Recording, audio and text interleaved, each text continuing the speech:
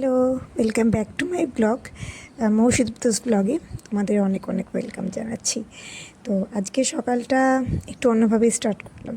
আজকে দেখো সকালে রান্না শুরু করছি। মা হাটে গেছিলো, সেখান থেকে গুড়ি আলু নিয়ে এসছে, সেগুলোরই আজকে আলুর দম বানাবো। তো সকালবেলায় রান্না দিয়ে শুরু করলাম। তোমরা তো অনেকেই জানো যে আমাদের ওষুধ চলছে।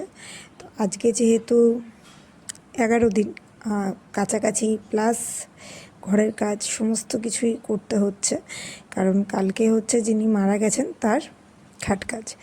তো এখানে আমি একটু নুন আর হলুদটাও দিয়ে নেব। আমি সমস্ত মশলাপাতিগুলোকে না আলাদা করে রাখি, কারণ আমার ওই ছোঁয়াছানি জিনিসটা ভালো লাগে না।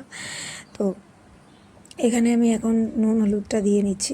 যেটা বলছিলাম, যেহেতু কালকে ঘাট কাজ, তো সেহেতু একটু একটু করে না অনেক জামা কাপড়, যেহেতু আর বোঝোই তো বাচ্চা থাকলে জামা কাপড়টা একটু বেশিই থাকে, তো সবাই মিলে কাছাকাছি করতে হয়, আর একটু চাপটাও বেশি।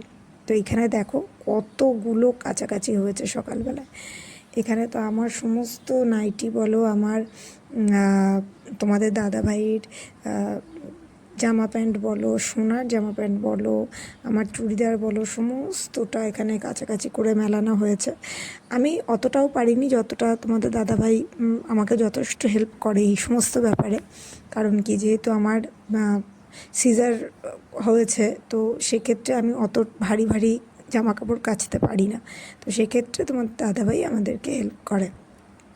তো এখানে আলুর দমটাকে এখন ভালো করে ভেজে আলুগুলোকে এখন তুলে রাখবো। কথা বলতে বলতে আলুগুলোকে তোলা হয়নি, তখন আলুগুলোকে তুলে রাখবো। আমার এই কড়াইটা না একটু পাতলা হয়ে গেছে, প্রায় 1.5-2 বছর হয়েছে কড়াইটা কিনেছি। তো সেই জন্য কি হয়, আলুগুলো না আটকে আটকে যায়। তো এখানে দেখো আলুগুলো তুলে নিয়েছি। এবার মিক্সচারে মশলাটা বেটে নেব, বেটে রান্নাটা বসিয়ে দেবো। দিদিকেও সেরকম একটা চাপ দিতে পারছি না, কারণ দিদিও আমাদের সঙ্গে সমানভাবেই কাছাকাছি করছে। তো সেই জন্য যতটা পারছি নিজে একটু কাজ গুছিয়ে নিচ্ছি, কারণ কি সবাই মিলে কাজ করলে কাজটা অতটাও হেভি মনে হয় না। তো এখানে সোনা ঘুমাচ্ছে। আমি এখন চেষ্টা করি সকাল সকাল উঠে সোনা যতক্ষণে ঘুমায় ততক্ষণে রান্না টান্না সব কমপ্লিট করে রাখতে, কারণ কি সোনা উঠলে যেহেতু একা একা থাকে, ওকেও একটু অ্যাটেনশান দিতে হয়। ও প্রচণ্ড জেদি হয়ে গেছে। তোমাদের মানে কাদের কাদের ছোটো বাচ্চারা এরকম জেদি হয়েছে প্লিজ আমাকে একটু কমেন্টে জানিও। ওর প্রচণ্ড জেদি হয়ে গেছে, মানে ওর জেদ সামলাতে হচ্ছে আমাদের নাজেহাল অবস্থা হয়ে যায় আর কি। তো এখানে দেখো রান্নার পাশাপাশি আমি ঘরটাও গুছিয়ে নিচ্ছি। সোনা উঠে গেছিলো, তো সোনাকে ওর বাবা বললাম যে তুমি একটু খাইয়ে দাও, মানে আমি খাবারটা করে দিয়েছি, খাইয়ে দাও। তো এখানে আমি দেখো চট করে ঘরটাকেও গুছিয়ে নিচ্ছি, কারণ ঘর গুছিয়ে তারপরে আমাকে আবার রান্নার দিকে যেতে হবে। তো সেই জন্য ঘরটাকে ভালো করে গুছিয়ে নিচ্ছি। গুছিয়ে নেওয়ার পর আবার যাব রান্নাটা দেখতে। তো এই করে করেই একবার রান্না একবার ঘর গুছানো, এই করে করেই সামলাতে হয়, নয়তো একার সংসার কীভাবেই আর সামলাবো।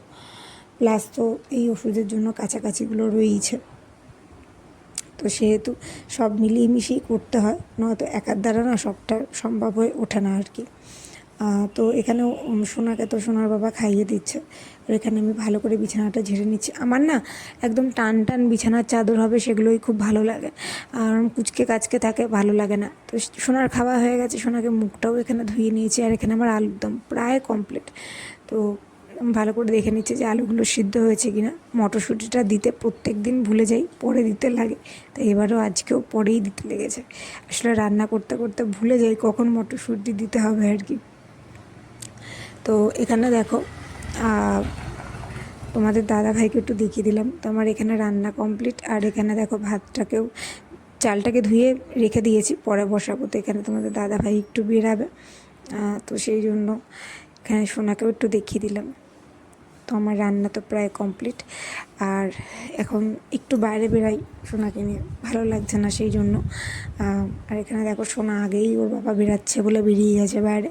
এখন তোমার দাদাভাই একটু বেরাবে, আর আমিও একটু সোনাকে নিয়ে পায়চারি করবো, কারণ রান্না যেহেতু কমপ্লিট, আর একটু ভাতটা দেরি করেই বসাবো। তো আজকে ব্লগটা এই অবধি। ভালো লাগলে লাইক কমেন্ট শেয়ার করতে ভুলো না, আর আমার চ্যানেলটাকে সাবস্ক্রাইব করতে ভুলো না। বাই।